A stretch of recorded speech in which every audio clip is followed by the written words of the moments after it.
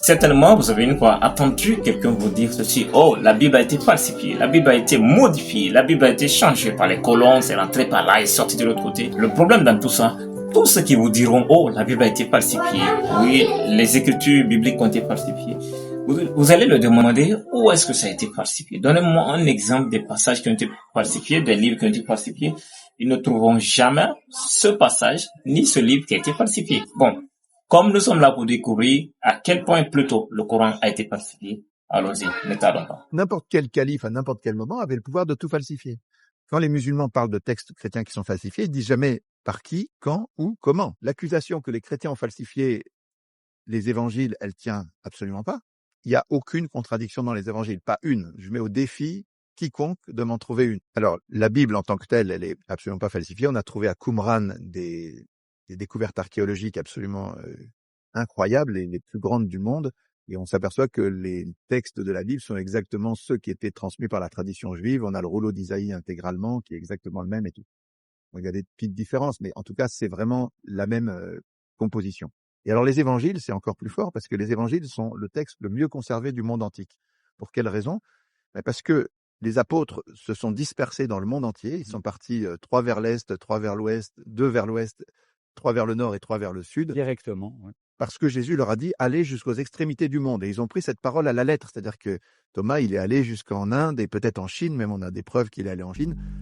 Saint Jacques, il est allé jusqu'en Espagne, jusqu'à Saint-Jacques de Compostelle, à l'extrémité du monde.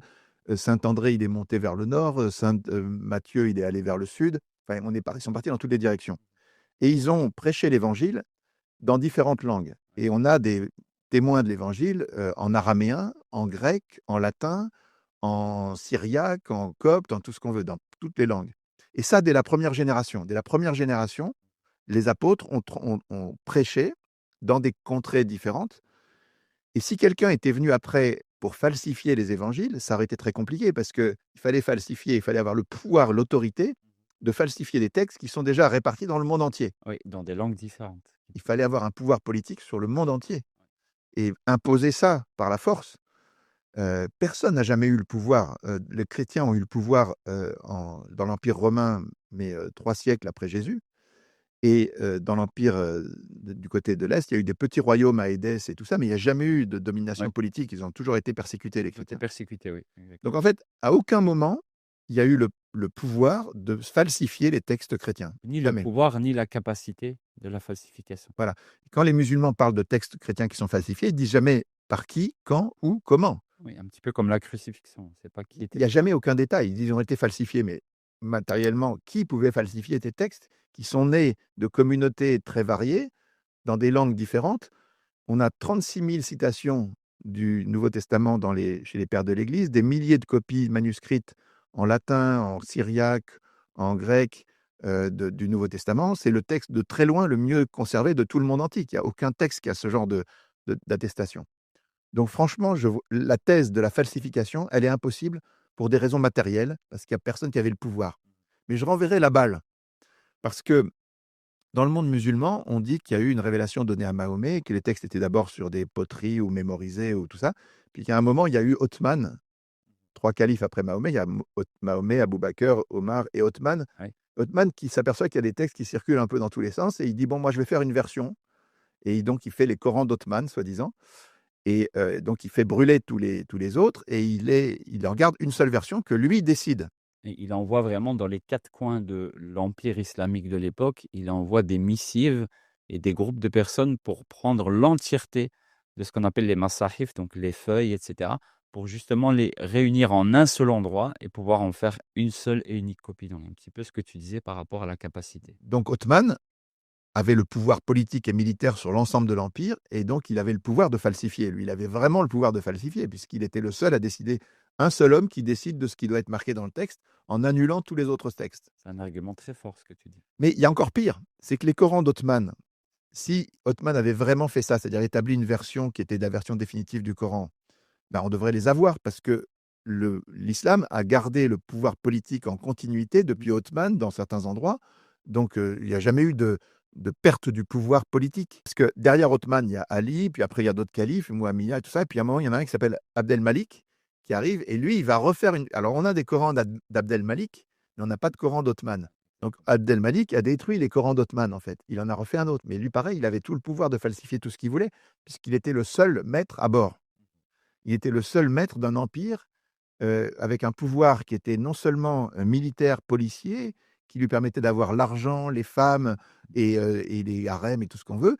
Et puis, il avait aussi le pouvoir religieux, c'est-à-dire que Doctrinal, oui. la doctrine qu'il avait élaborée disait que tout le monde devait être soumis Ah oui, bien sûr, à lui, bien sûr. parce qu'il était le successeur de Mahomet. Donc en fait, et on sait aujourd'hui, comme on a vu dans l'histoire de la Mecque, que c'est à ce moment-là que les gens inventent l'histoire de la Mecque. Ils inventent des récits, enfin ils inventent, ils font écrire après Abdelmalik, il y a la dynastie abbasside à Bagdad, qui fait écrire à 150 ans de distance et à 1500 bornes de la Mecque, ils font écrire des gens pour raconter les hadiths, Ouais. qui sont des gens payés par les califes. Les califes disent, voilà, tu vas raconter ça, ça, ça. Et puis ils racontent des trucs. C'est comme si toi, tu écrivais sur Napoléon sans Internet, pour raconter ce qu'il a fait jour et nuit. Voilà. Ça me paraît une entreprise de construction. C'est-à-dire, c'est quelqu'un qui a construit un récit, comme ils ont construit la ville de la Mecque, ils ont construit le Coran, ils ont construit les trucs. Et là, il y avait une personne qui avait le pouvoir complet pour pouvoir falsifier. Donc, il y a l'accusation que les chrétiens ont falsifié les évangiles, elle tient absolument pas, Par parce contre, que elle se personne n'avait le retourne pouvoir. contre les musulmans. Par contre, les musulmans, n'importe quel calife à n'importe quel moment avait le pouvoir de tout falsifier. Et moi, j'ai juste une petite question. Heu, Est-ce que tu aurais un mot à dire sur les prétendues contradictions qu'on pourrait voir entre les évangélistes, Matthieu, Marc, Luc et Jean? Comment est-ce qu'on pourrait répondre à cela de manière objective? Parce que c'est souvent ce que nous disent les musulmans. S'il y a des contradictions, c'est que ce n'est pas la parole de Dieu. Si ce n'est pas la parole de Dieu, c'est que ça n'a pas été préservé. Alors, il y a aucune contradiction dans les évangiles, pas une. Je mets au défi quiconque de m'en trouver une. Un nouveau défi. Oui, un nouveau défi. Quand vous voulez, on fait un débat là-dessus. Il y a aucune contradiction. Mais par contre, il y a des témoignages différents. C'est-à-dire, en fait, les gens témoignent de ce qu'ils ont vu et entendu d'un certain point de vue. Et quand tu fais des enquêtes policières et qu'il y a un événement, il y a un accident de la route, par exemple, et que chaque personne dit ce qu'il a vu, qui a fait quoi et tout, il va regarder de son angle à lui. Donc lui, il était situé là, donc il a vu ça, il n'a pas vu que derrière l'arbre, il y avait ça et tout. Et celui qui était là, par contre, lui, il a vu que derrière l'arbre, il y avait quelqu'un et tout. D'où la Donc c'est différence. tout à fait normal que quand on a une réalité qui est extrêmement complexe, qui est décrite par une personne, et il va voir selon son angle à lui. Mmh. Mais il y a aucune contradiction. Moi, quand j'ai fait des études de théologie, on m'avait raconté qu'il y avait des contradictions dans les récits de la résurrection, par exemple, puisque des fois, Jésus, il apparaît à Marie-Madeleine, des fois à des femmes, des Oui. fois Oui, oui. à Pierre et aux apôtres, des fois aux disciples d'Emmaüs. Mais en fait, il y a aucune contradiction. Des apparitions différentes. Oui, simplement chacun raconte, les disciples d'Emmaüs, ils racontent ce qu'ils ont vécu avec Jésus. Ils vont pas raconter l'apparition à Marie-Madeleine parce que Exactement. ils l'ont pas vu, simplement. Exactement et c'est même rassurant pour avoir été professeur au Maroc, heu, lorsque 4 élèves viennent et ont quasiment, à quelques mots près, la même copie. On se pose la question, on essaie de regarder une source et on se dit: «Tiens, c'est peut-être lui qui a informé les autres». Mais quand on voit 4 copies avec des réponses vraies et justes, mais différentes dans la forme, mais les mêmes dans le fond, on se dit qu'il y a vraiment une recherche, il y a vraiment un intellect. Très, très belle image. Jésus a rien écrit, il y a eu des témoins, il y a eu 27 lettres dans le Nouveau Testament, 27 écrits, qui sont des points de vue différents pour raconter un événement et c'est ça qui donne de la force. Parce que l'inverse, je renvoie encore la balle aux musulmans. Quand il y a un seul récit sur une seule personne par une seule, autorité, quelle est la crédibilité?